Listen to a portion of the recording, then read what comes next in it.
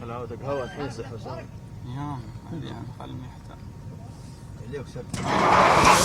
بسم الله نبدأ وعلى بركته نستعين منه دوما وابدا، نطلب التوفيق والسداد والنجاح يا رب العالمين.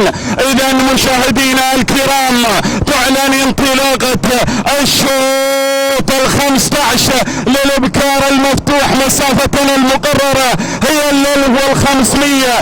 اسير مباشرة مع الانطلاقة الاولى، مع التحدي الاول مع الشاهنية داود بن سليمان التبعي. وفي ثاني المراكز أرى التقدم من دانات صالح بن علي بن محسن الوهيبي. وثالث المراكز أرى التغيير من المجن قاصب بن علي بن شطيط الفزاري. ورابع المراكز أغطت علينا بكر داود. خامس المراكز هي قايا بخيت بن مسلم بن أحمد المهري. وأيضا التقدم من لبوة محمد بن أحمد بن سعيد المهري. تغير المراكز من المراكز المتاخرة إلى المركز الأول. إن لم يكن مركزي في الصف الأول أمامه فما عاد تفرق معي لو كان قبل الأخير لبوة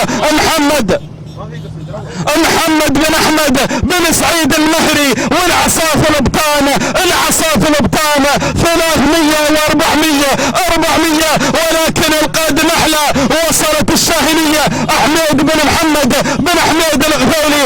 ثاني المراكز يبحث هذا الشعار لنقطته الثالثة اذا لم يكن كلام اخر مع لبوة المهري. ولكن وصل الغفيلي لا تأمن راعي شعلة القادم احلى. لبوة الغفيلي لا تقبلون عنه. صاحب الامتار الاخيرة يكرر الانجاز. ولكن لبوة المهري والسلام الى درة نعم الى زخر والى شليم وكيبوت نعم ان لم يكن كلام اخر مع الغفيلي. ولكن المهري يقدم لنا لبوة. سلام لكيبوت سلام وسلام لمحمد بن احمد بن سعيد المهري. ثاني المراكز الشهرية احمد بن محمد الغفيلي. ثالث المراكز غاية بخيت بن مسلم بن احمد المهري. رابع المراكز ناصية بدر بن حمد القحافي. خامس الشهرية داود بن سليمان بن سيف التبعي. اذن لبوة هي صاحبة التوقيت.